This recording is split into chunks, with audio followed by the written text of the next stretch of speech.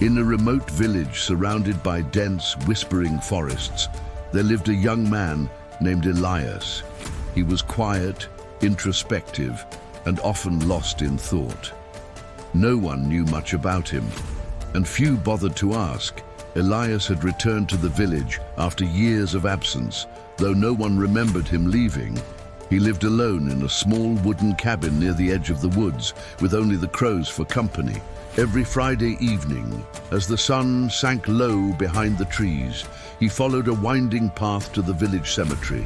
The old graveyard was overgrown, its headstones tilted and worn with time.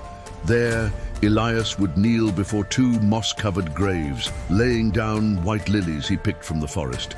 He whispered to them as if they could hear, as if they were listening.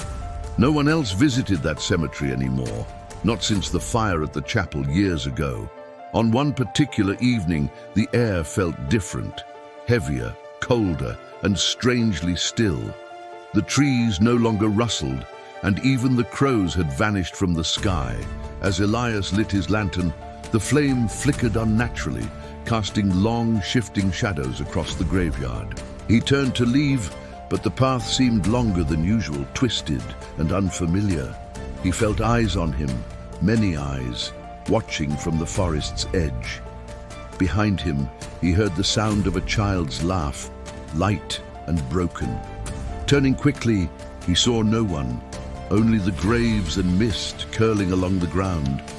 But the laughter came again, this time closer, louder, colder. He walked faster, then ran, but the fog thickened, surrounding him like a shroud. Suddenly, he was no longer on the path, but standing before a freshly dug grave. His breath caught as he read the marker, blank and untouched. He reached out, but his fingers passed through the stone like smoke. Panicked, he looked at his hands. They were pale, nearly transparent, fading in and out. Memories he didn't recognize began to surface. Screams, glass, a blinding light, a sharp pain in his chest, and then silence. Desperate, Elias fled back to the village, the trees now closing in behind him. He called out for help, his voice echoing into emptiness. The village was still, windows shuttered, streets abandoned. He knocked on doors, pounded on wood, cried out names, but no one answered. The lights in the houses flickered, and behind the curtains shadows shifted without faces. In the square, he approached the old fountain where children once played, but the water no longer flowed, and his reflection did not appear. He screamed, but only silence replied. As he collapsed to his knees, the truth clawed its way into his mind.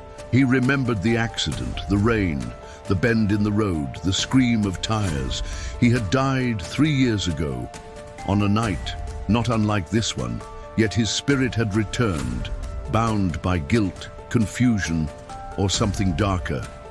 Elias returned to the cemetery, breathless and broken. There, between his parents' graves, a new headstone had appeared.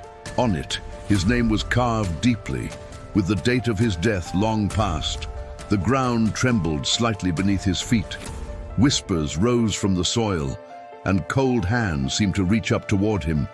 But he stepped back, refusing to descend into the darkness. He had questions, unanswered ones, about why he was still here. What tied his soul to this village, to this moment, to this mystery? He turned from the grave and walked deeper into the woods. The path unfolded before him like a ribbon of mist. The lantern he held grew dim, but it did not go out. Every so often, the villagers claim, they see a flicker of light in the forest. A pale figure walking, searching, whispering to unseen voices. Some say he's trapped between life and death. Others say something is keeping him from moving on. But no one dares follow him, and no one stays in the village after dark. Perhaps Elias is close to discovering the truth, or perhaps the real horror is yet to come.